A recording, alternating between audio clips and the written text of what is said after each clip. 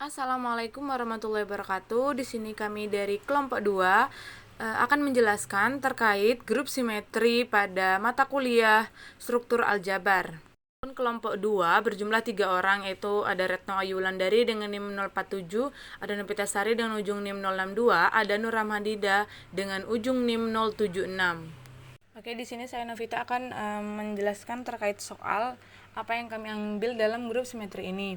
Nah, untuk soal yang kami ambil yaitu diketahui G sama dengan I, P, Q, R, S dengan I sama dengan 1 ke dirinya sendiri, yaitu ke 1, 2 ke 2, 3 ke 3, 4 ke 4, 5 ke 5. Nah, untuk P sama dengan 1 ke 2, 2 ke 3, 3 ke 4, 4 ke 5. Untuk Q 1 ke 3, 3 ke 5, 5 ke 2, 2 ke 4. Nah, untuk R sama dengan 1 ke 4, 4 ke 2, 2 ke 5, 5 ke 3. Nah, untuk S 1 ke 5, 5 ke 4, 4 ke 3, 3 ke 2. Nah, G dengan bundaran merupakan grup dengan operasi perkalian permutasi. Nah, yang ditanya dalam soal ini yaitu apakah G bundaran memenuhi sifat-sifat grup. Selanjutnya penyelesaian dari soal yang telah disebutkan tadi. Yang pertama, bentuk notasi dua baris. I sama dengan matriks 1 2 3 4 5 1 2 3 4 5. Kemudian P sama dengan matriks 1 2 3 4 5 2 3 4 5 1. Kemudian ada Q dengan matriks 1 3 5 2 4 3 5 2 4 1 sama dengan 1 2 3 4 5 3 4 5 1 2.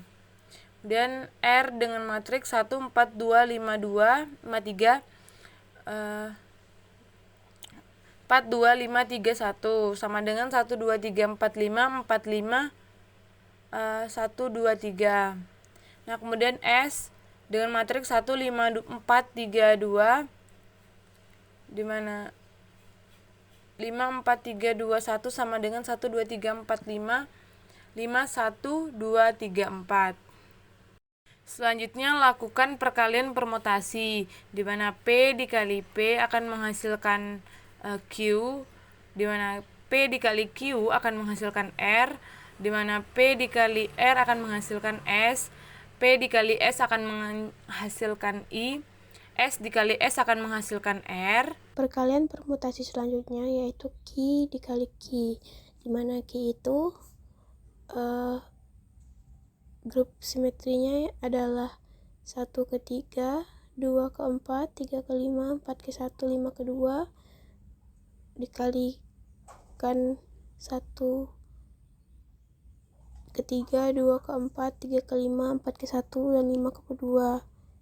5 ke 2. Maka dari hasil kali kedua grup simetri itu akan didapat hasilnya 1 ke 5, 2 ke 1, 3 ke 2, 4 ke 3, 5 ke 4. Dan itu sama dengan S.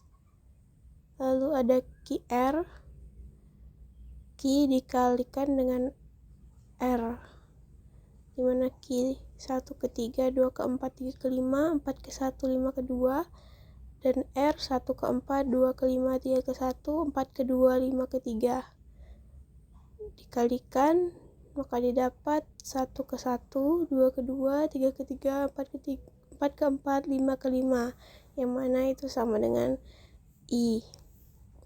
Lalu ada QS 1 ke 3, 2 ke 4, 3 ke 5, 4 ke 1, 5 ke 2 dikalikan 1 ke 5, 2 ke 1, 3 ke 2, 4 ke 3, dan 5 ke 4.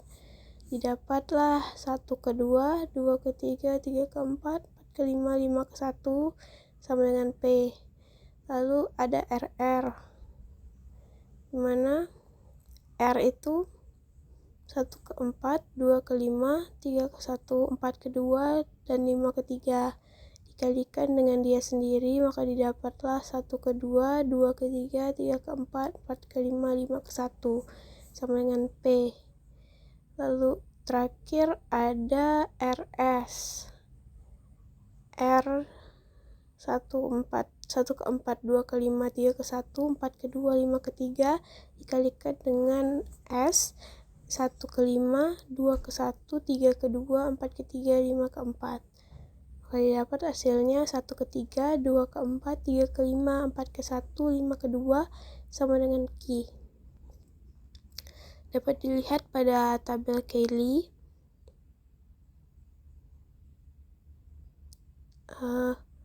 Di sana tabel Cayley dengan operasi perkalian, di mana I dikali I sama dengan I dikali P sama dengan P, I dikali Q sama dengan Q, I dikali R sama dengan S, P dikali I sama dengan P, P dikali P sama dengan Q. Masukkan hasil perkalian permutasi tadi ke dalam tabel. Baiklah, melanjutkan penjelasan dari teman saya. Sebelum saya izin perkenalan diri, saya Retna Yulandari dengan NIM 1C222047. Di sini saya akan menjelaskan mengenai pembuktian, di mana yang pertama kita menjelaskan bahwa G bundaran itu tertutup. Hal tersebut terbukti karena semua elemen dalam tabel Cayley semuanya adalah anggota dari G. Kemudian kita membuktikan G bundaran itu asosiatif. Hal tersebut memenuhi sifat asosiatif sebab jika kita ambil 3 elemen dari tabel Cayley dan kita operasikan, contohnya kita ambil P kali Q kali R sama dengan P kali Q kali R. Kemudian kita operasikan dapat R dikali R sama dengan P dikali I. Kita dapat P sama dengan P, sehingga terbukti bahwa G bundaran itu asosiatif. Selanjutnya kita buktikan G bundaran itu memiliki elemen identitas I.